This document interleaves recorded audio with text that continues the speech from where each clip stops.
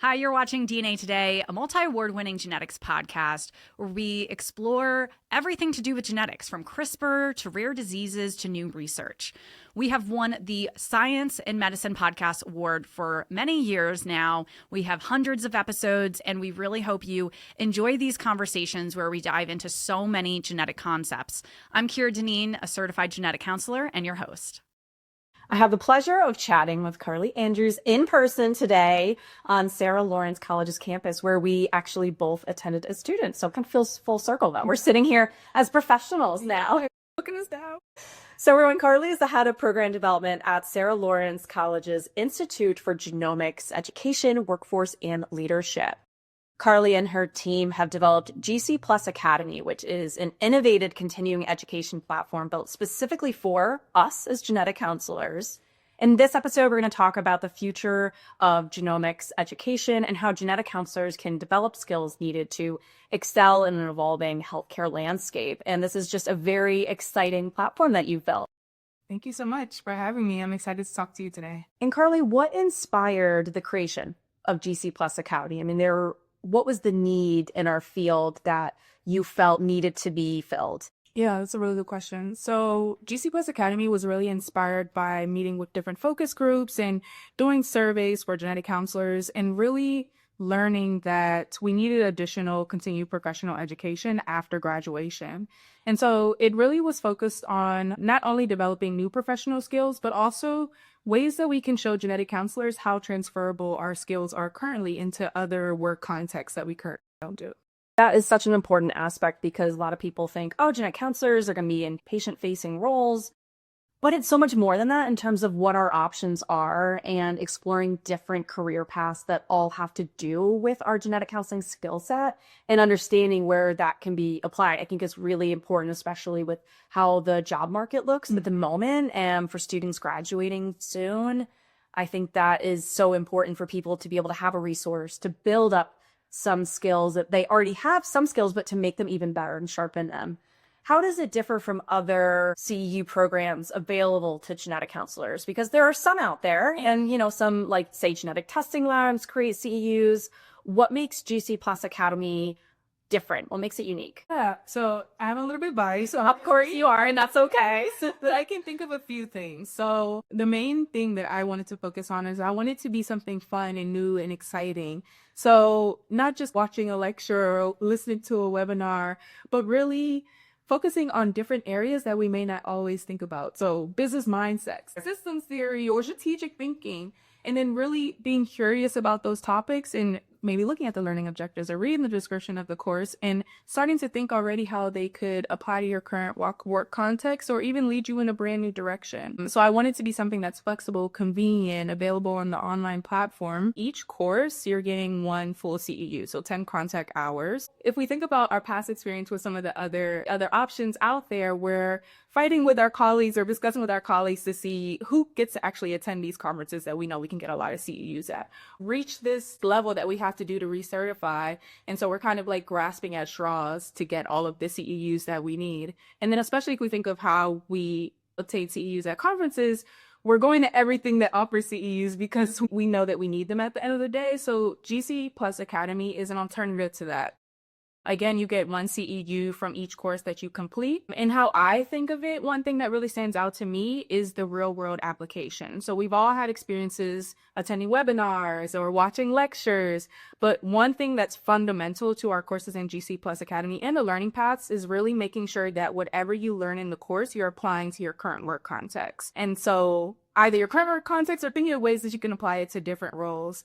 I think we also want it to be as interactive as possible, even though it is fully online and self-paced. And so we built in something called communities. So if you are a registered user for the course, a learner in a particular course, you have access to other genetic counselors that are in the course through posting about reflections or reactions to certain videos in the course. So we want to be able to have genetic counselors interact with one another that are in the course. Going to NSGC and other conferences is very exciting. Anything in person these days, and that's why I'm sitting across from you, right? But the realistic aspect is, as you mentioned, for people that work on teams of genetic counselors, it's like who gets to go, and being able to keep up with that and the expense of traveling, unless it happens to be in your city, which that doesn't happen very often. So what I'm thinking is it's just so much easier for genetic counselors to access this and do it in their own time. Especially we have a lot of people in our workforce that are busy parents that are maybe juggling multiple jobs. So I'm just thinking as someone that does travel a lot for work that it's very evolved. Yeah. And we wanted to make sure that you could have access to it. So it's on a complete online platform, but it's also mobile friendly. So if you want to listen to the lectures on your cell phone, for example, on the app on your phone, that's also a possibility. So really honing in on that convenience and flexibility for genetic counselors because we know that we are so busy. So listening like a podcast, which if people are watching or listening to this, that is their bread and butter. So I think, this is quite the audience that we're trying to reach today. So tell me a little bit more how it works. You have these courses, and each course is one full CEU. And then you also have something called learning paths. Break that down for me a little bit. Yeah, so it actually goes along with what I was saying previously about that flexibility. And we also want genetic counselors to be able to tailor their learning however they see fit. So you can choose to take one course or two courses depending on the topics that you're interested in learning.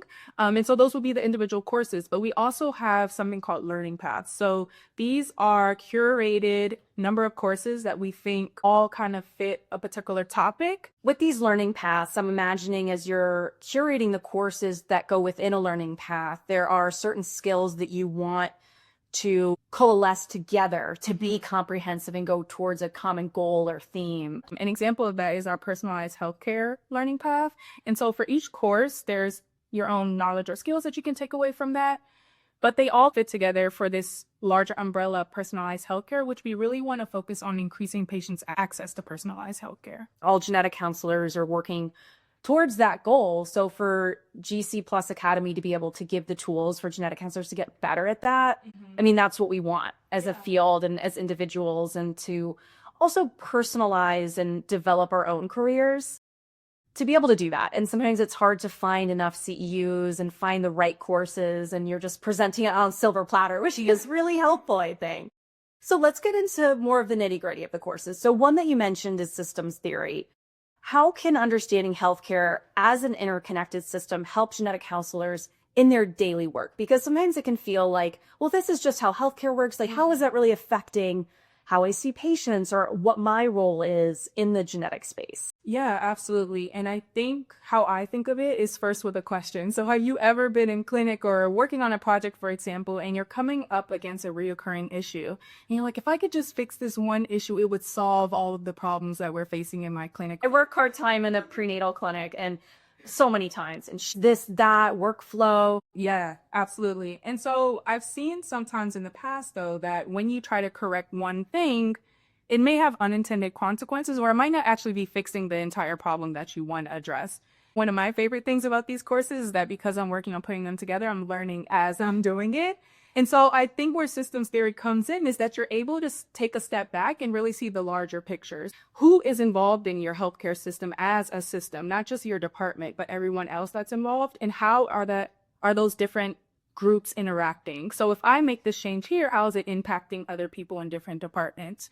And so I think with having that knowledge of systems theory, you are able to kind of take more of a global approach to solve problems. And at the end of the day, we want to make systemic level changes to really improve access to our patients and make impactful changes. So well said. It's important to be looking at that systems theory approach. And that's one that a lot of genetic counseling programs don't necessarily focus on throughout, because there's so much information we need to learn in grad school. And then we are out into the field and we're like, okay, we want to piece together more. And so GC Plus Academy is really providing an opportunity for people to do that and take it a step further. Yeah, and even within the course, we're giving you different methods to do that. So within the systems theory course, we go into design thinking, which is just one way to implement change. But we do it by a stepwise process. So we're informing you of that. And within the course, you actually have to go forward after learning about design thinking and actually see how you can apply it to your own practice. So how did you and your team come up with these topics? I know I was involved at one of the conferences of, hey, we'll buy you a coffee and let's chat about what issues do you see in a field? What are hurdles you're looking to get through in your own career? What would be helpful to you? Was it a lot of those conversations with genetic counselors that led you to figure out what at least the initial courses and learning paths are? Was it other experiences that the team has had with their own careers? Because there's a lot of heavy hitters on your team in genetics. Absolutely. It was a little bit of combo of both. So we started with the focus groups, and then we actually surveyed genetic counselors to get a little bit of more information. And so it's really from us that we learned that we want to learn more about business of healthcare. We want to learn more about emergent therapeutics, but we also want to learn other topics or areas that can improve our interactions with our patients. So communication, strategy, advocacy.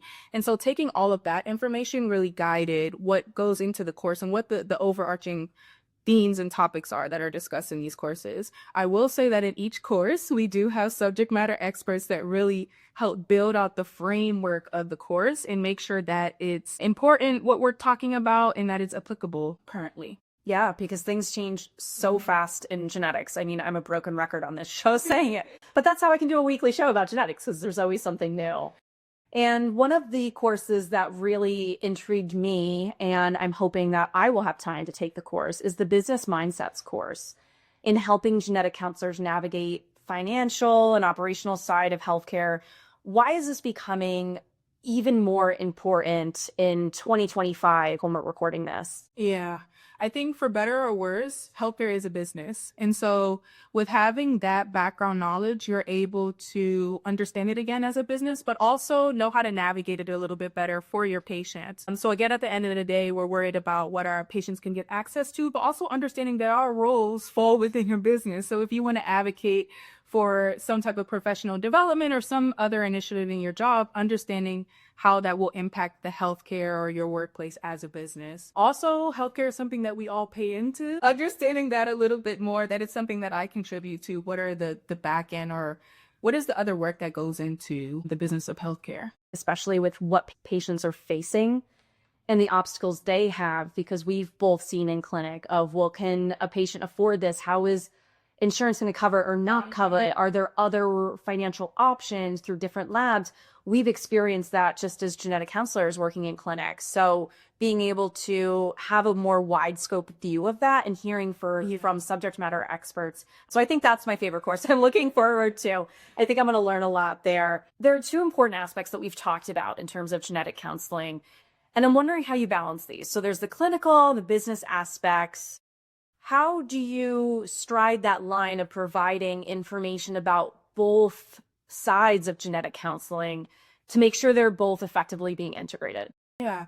So I think what we do is we focus on the bottom line, which is patient. So it's just as important to understand how your clinical decisions will impact patients, but also how your financial decisions will impact patients. So I think that's how we balance that, those two very important considerations. We're both pretty young in our field, I'll say. I've been graduated 5 years, you're 6 years.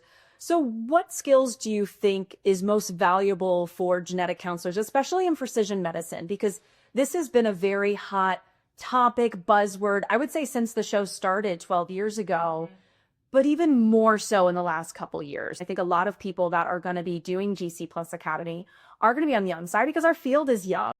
What do we need to focus on in developing those skills to be able to push precision medicine forward in, say, the next decade? Very great question, Kira. So I think that there's skills that we learn in grad school that we still use every day. Communication, counseling skills, which I think will still apply definitely as we move into personalized healthcare and precision medicine. But I do think that there needs to be a shift more into how and when we apply those skills. And so as we start to work more with non-genetics providers and really bringing genomic medicine to the forefront, I think we're going to have to learn new skills like design thinking, as I previously mentioned, or other topics like implementation science that's also mentioned in our systems theory course, to really start to get at that idea of when and how we apply those communication skills and counseling skills, and also understanding that it's going to be an iterative process. And so that's part of that implementation science to further analyze that process of us using those additional new skills. How can we actually be pushing this field forward? Because as we get further and further into genetics, there's more and more areas of healthcare where genetics is being integrated. And ideally, we want it to be all precision medicine, because that, at the bottom line that you mentioned earlier, that patient care, how can we improve patient care? And a lot of that is going to be precision medicine. Let's not give the same medicine or treatment or genetic test to everybody. We're personalizing it. And that's a lot of what genetic counselors do, is personalize care. No matter if we're patient facing or not, we're tailoring what we're doing to either educate other providers, or educating our patients. And here's the options that are best fit for you. What do you want to do? As we see that this landscape is changing, I think it is going to be genetic counselors who are the leaders in really championing that. So that's kind of also the skills that we're focusing in the course, developing current skills that we have, but analyzing and understanding how they're transferable as well. So how can what I'm doing already, communicating, counseling with patients, be applied in more of a business mindset or more in a systems thinking way or strategic thinking way, because we are going to have to think in these new and brand new ways to really implement precision medicine on the scale that we want it to be. Genetic counselors, I think, are the best people to be positioned to move it forward because we have so much of these underlying skills. If we can sharpen those further, we can make a huge impact. And we need to. A lot of the responsibility falls on us, whether we want to or not. I want to, you want to. I'm hoping that really comes through for other people to be invigorated by this. I'm honored that I'm actually part of one of the upcoming courses, the communications course. How does communication training factor into the broader goals? Obviously, it's one of our key skills is being good communicators. But what was your mindset in we need to develop a course specifically about communications? First, I want to say thank you so much for practicing. It was very fun. We've already recorded it. Yeah.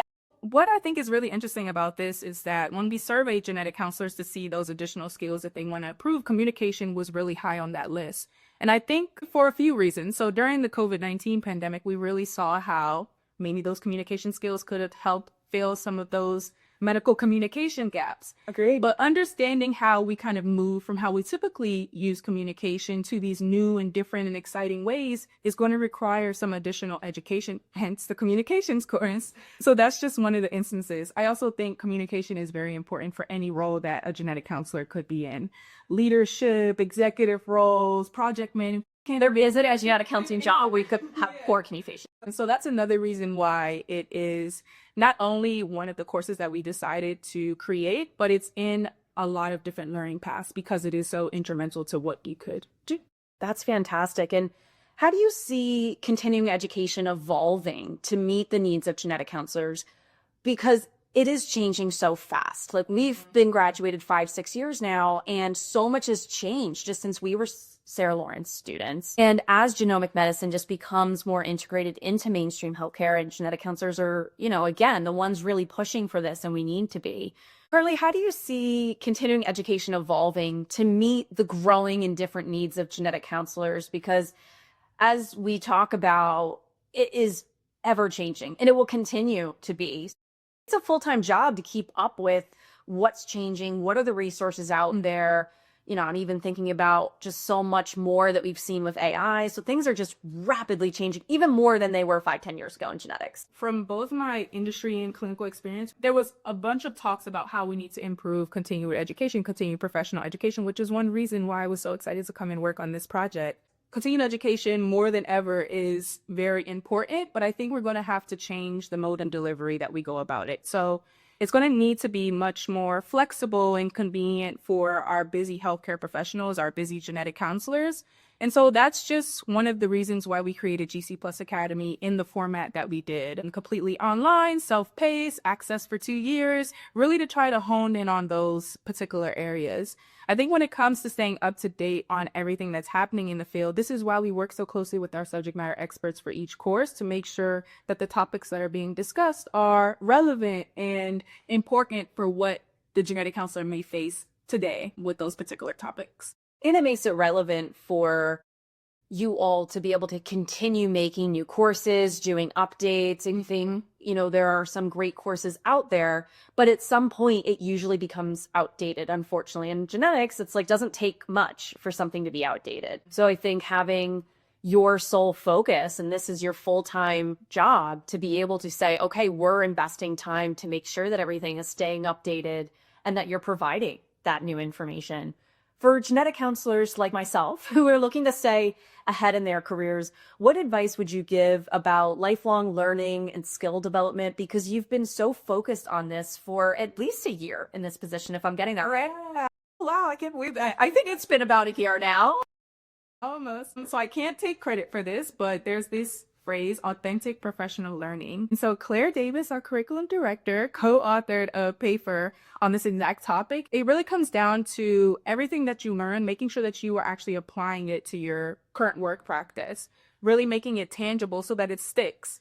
And so that's kind of built into the core in all of our GC Plus Academy courses, because we want you to, of course, enjoy taking the course and find it fun and exciting, but there is that component of making sure that it's applied to real practice. So that's case-based assignments and case-based analysis, but also projects and assignments that have you see how you can apply the skills to what you're working on today, and maybe projects that you wouldn't want to work on in the future. Yeah, that's amazing because we always need to be working on it. We signed up to be lifelong learners by being genetic counselors. That's just what comes with the territory. And it's exciting, as you said. It keeps us engaged in the field.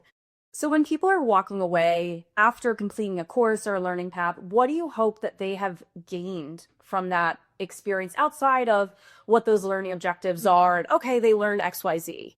One thing that I hope that they're doing during the course is just being very open and curious, because one thing that I've noticed, throughout my career, and what I hope they take away from the course is that you can go in having kind of these preconceived notions of what you'll take away, the learning objectives. These are the assignments that we'll have, but you'll never know what maybe one SME video, what insight from that, or one takeaway from an assignment or article that you read that could lead you down a completely different path. And so I hope that learners take away something that they didn't expect, something that I can't even say right now because I'm not aware and they're not aware of it right now. But I hope that they take away maybe something that they didn't expect that leads them down a different direction to either solve a current problem or, I don't know, even a brand new career path. Resonates, I'm sure, with everybody listening and watching, because even in both of our careers, we've started a position, or even back when we were students, we were like, okay, we'll probably work in clinic for a long time, maybe work for a genetic testing lab. But I bet when we were students, you weren't expecting that your full-time job would be not only working for Sarah Lawrence and coming full circle, but not working directly with patients, not working for a genetic testing lab. So you really never know where something is going to lead you. I love going to all kinds of conferences, taking a bunch of courses, because you never know who you meet and then who will end up being on my show, or that ends up leading to this. And now I'm going to order genetic testing from this company because I learned about this because I was in a conversation with someone.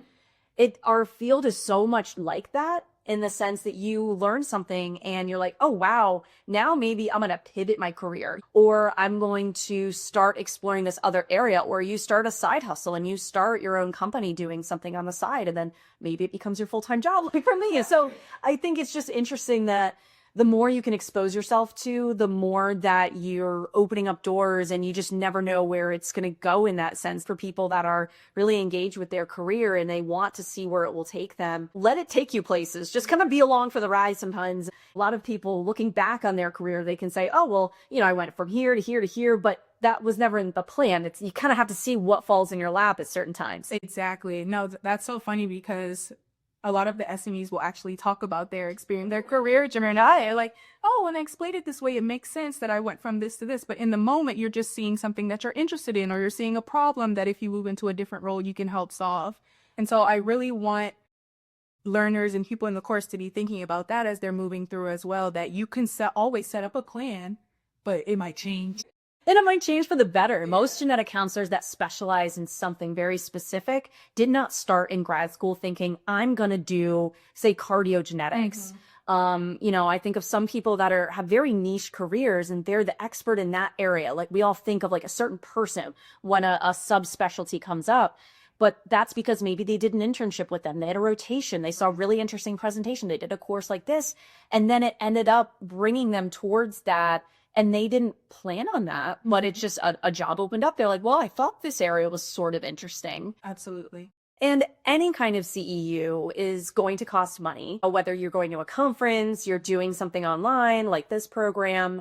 What advice do you have for genetic counselors to go to whoever the person is to approve it, to say, instead of maybe going to an in-person conference this year because other team members are going to that conference you're looking at, or whatever is the case, you want the flexibility. You're like, wow, this course is exactly what I'm looking for. What advice do you have for them to approach their boss or whoever that person is to say, yes, we approve the funding for this? Because that is a whole skill in itself, like negotiations and looking at, hey, you should cover this because I'm going to be better at my job after taking this course. Yeah. And I know that it's going to vary workplace to workplace, employer to employer, but I think how I would approach it is really having a conversation with your employer that they are upskilling their current workforce. I think if you can also mention that you're going to gain very tangible skills that you can bring back to really improve your current work context. So are there current issues that you're facing in clinic or in industry or whatever role you're in where you're like, I think this course could really benefit me here? I think being able to articulate that to your employer, that you will be able to bring something out of the course that you're taking that could impact your current work context, could be very beneficial. I think additionally, along those same lines, if there are multiple genetic counselors in your group that are interested in taking a course for whatever reason, you could be tackling multiple problems. So that's one plug to managers out there. If you have multiple problems, really try to tackle those issues head on together.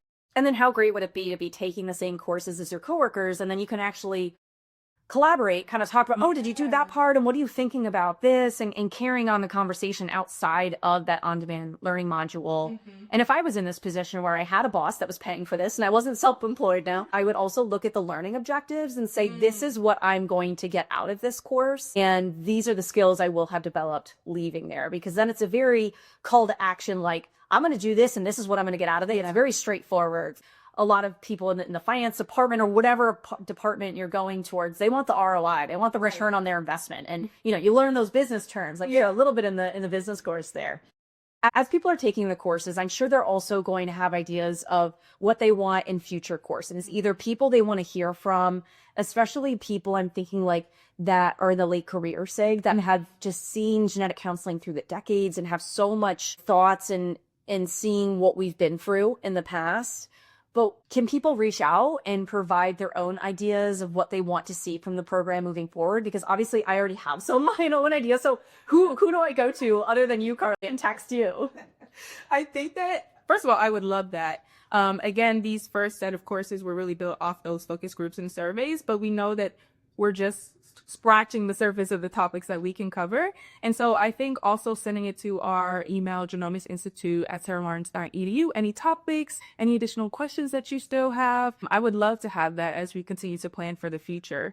I do also think that we want this to be a two-way communication. So there are also those communities in the courses where as you're going through, you're like, I wish we talked about this a little bit more. This is a topic it could be exciting for another course. Feel free to pop that in the communities as well. And I think that could be interesting because that's a place where you could potentially interact with other genetic counselors to see how they think about your idea as well. So email, communities, I would love to hear all of that. Yeah, amazing. I will just spam your inbox with everything that I want to hear. My other thing would maybe be, and maybe it's already in the works, you probably can't tell me, but something about like how to utilize AI. I was part of a pre-con panel at the previous NSGC in New Orleans. And, it's just, but I'm sure everything I learned there, like there's so much more out there because that changes so rapidly. So there's just, you guys have so much information that you can cover. It's more prioritizing. What do we focus on next? Bravo. But no, AI is a really good one and I won't give it all away. All right, I'll look out for that. And where can listeners or viewers go to learn more about GC Plus Academy and sign up for courses, get a little taste of what they'll be learning? You can always check out our website, precisionhealth.soc.edu. And this is where you can learn more about the courses, learning paths. If you ever have any additional questions, you can always reach out to myself and our team. Our email is genomics.institute@saralawrence.edu. And I'm happy to answer any additional questions. Yeah, and we'll put links to both of those in the show notes if people didn't catch them, if they're in the car listening, just like they will be for the courses. But thank you so much, Carli. I think it's just great that you've been able to spend time in developing these courses. It's not something that was a side hustle for people. This is a full-time job for yourself and others on the team. And it's really exciting and something that we need in our field. And it's been really cool just over the years seeing this come together. Thank you so much for having me here today and for participating in the course as a subject matter expert. I'm really excited about this work and I'm happy that we're able to share it with more genetic counselors now. Yeah, if people want to start with the course, maybe they start with the communications course. Keep your eye out. Thanks for watching DNA Today. To access all of our episodes, head over to dnatoday.com. We also have a lot of bonus content on there that you can enjoy. If you have any questions, comments, suggestions, guest pitches, you name it, send them in to info@dnatoday.com. We'd also really appreciate if you could take a moment to rate and review the podcast on Apple, Spotify, wherever you listen to the show. It really helps more nerds like yourself find the show. Also, if you like giveaways and other ways to connect with us, I recommend following us on social. We're at DNA Today Podcast. We also have a Patreon if you want to be the most level involved in the show. That's also at DNA Today Podcast. Thank you so much for listening and watching. Join us next time to learn and discover new advances in the world of genetics.